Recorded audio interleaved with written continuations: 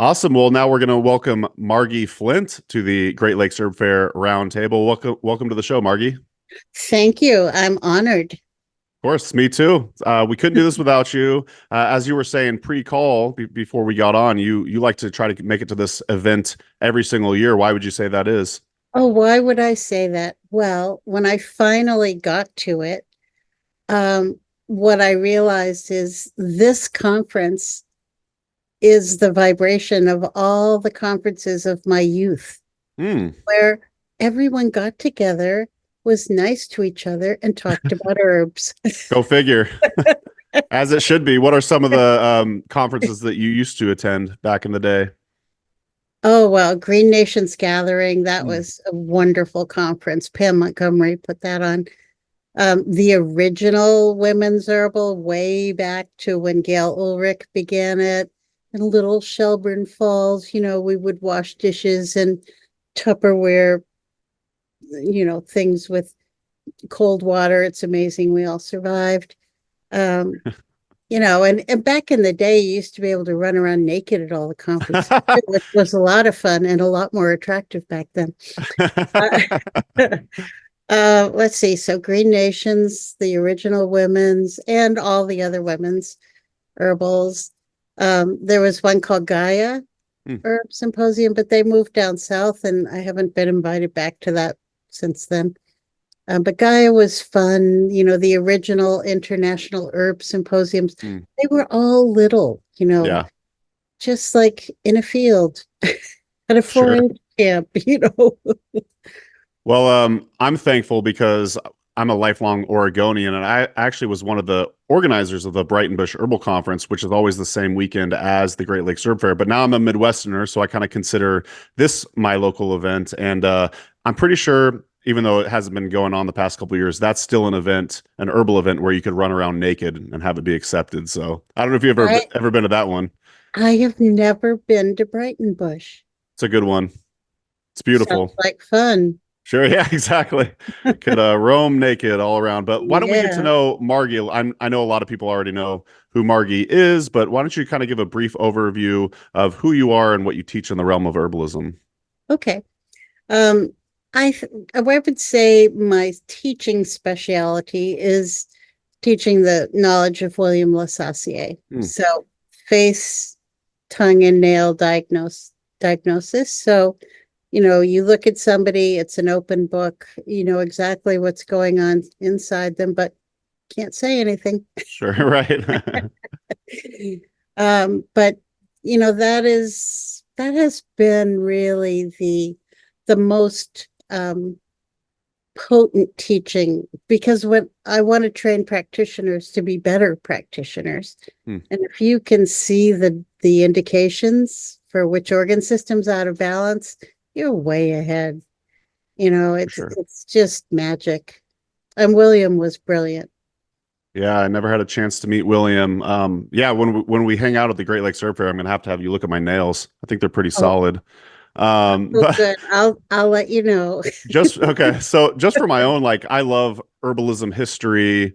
I love this community, and I'm just kind of curious. Did you study with William Lasassier with David Winston as well? I've heard him mention him quite a bit. Yeah, David studied with William, and I studied with William. Rosemary studied with Oh well, William. You know, most people who were alive yeah. during his lifetime studied with him. He was a very eccentric man, Mm. and a tad wild, as herbalists tend to be. Um, but he taught the triune system, the triangular system that David has just brought to the forefront better actually than anyone I know. He really, and he put his own spin on it as well. But that system of herbology is truly American herbology. I mean, Mm. William invented that. Wow. And it's so important for history. I don't know if you know, I'm publishing his books. Oh, I didn't know that. Oh, I saw you post something about it on Facebook. You're Yeah. you're taking some of the old like handwritten writings and transcribing Oh them my to God. text. There are hundreds of pages that Wow. I'm trying to synthesize. and I have lots of volunteers. It's Please cool. come and help me. Uh, who are typing, and it's a massive undertaking. It's a good thing I retired. Now you can do this kind of work. Do you have your own like publishing company? I self-published my Oh, book, gotcha. The Practicing Herbalist. It's in the fourth edition now, and I'm pretty good at it. And if you want to make money, self-publishing is the way to do it. Yeah, And we're actually working on a little HerbRally project, a little side book that we're doing, and we're going to self-publish as well. excellent. If you Yeah, want any help, let me know. I will definitely reach out for that. But and when we have you on the Herbalist Hour, we'll really get to delve deep into your book. I think I heard it's in its fourth publishing, or Yep. going to be. So yeah, It's in the fourth. Yep. awesome. Well, are you teaching at this year's Great Lakes Herb Fair? And if so, I what am. classes? Yeah. I am. I'm trying to hone more into one organ system. So I'm going to teach two classes, one Okay. on the stomach and indications relating to the stomach. And then the second class will be on lack of intrinsic factor, which is all about your stomach as well. Mm, So it's, in an ideal world, you would come to both classes because they'll feed each other into really having a well-rounded concept of what we need to do to be better for sure. genetically for future generations, for all of you who want to reproduce. Well, I didn't really go to any classes last year, but that sounds really fascinating. I'm gonna have to try to make it to one of your classes this year. Well, that would Um, be lovely. you're in the Boston area, right? Yes. Okay. Yeah. What do you love about traveling to the Midwest? Oh God, Miss Midwestern, it's such a cliche, but the people in Wood Midwest are so nice. Yeah. And I get to hang out with Jim McDonald. I'm prejudiced. I'm Yeah. sorry. He's a And pretty cool guy. oh my God. And he's so funny. Mm, And they took me out on a canoe. I'd never been in a canoe before. And I loved it. I mean, That's awesome. what are friends for? I mean, That's right. introduce me to something that gives me total joy at this time in life. Fun. Absolutely. Yeah. Well, awesome. Well, what do you love most about being an herbalist? Hmm.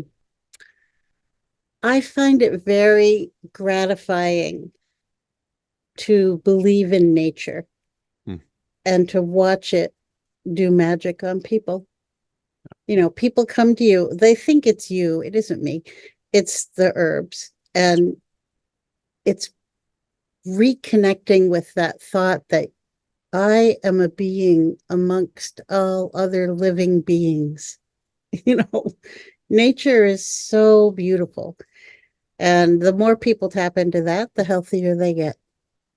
And just before we got on this call, you were out in the garden, even though it was freezing outside. Are you going to head back out there, work with I was nature like, again? oh my God, I have to get away from the computer.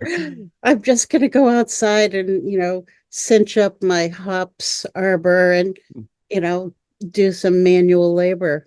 You have to get out and get dirty or life isn't fun. That's right. Yeah, Amanda was just out there the other day working in the garden. It was a beautiful day here in Wisconsin, and I want to say like a week later, it was just tons of snow all over again. But like you said, it's so beneficial to be out there working in the garden, working with nature, and it really creates a vibrant and healthy life. Absolutely. Yeah. Well, this has been a lot of fun. We're gonna have Yeah. to, like I said, we're gonna have to have you on the Herbalist Hour, really dive deep into Margie's story. But any last words you'd like to say before we get out of here? Have fun. Enjoy life. Be Amen. in nature. See you Awesome. soon. See you soon. Thanks, Margie. You're welcome.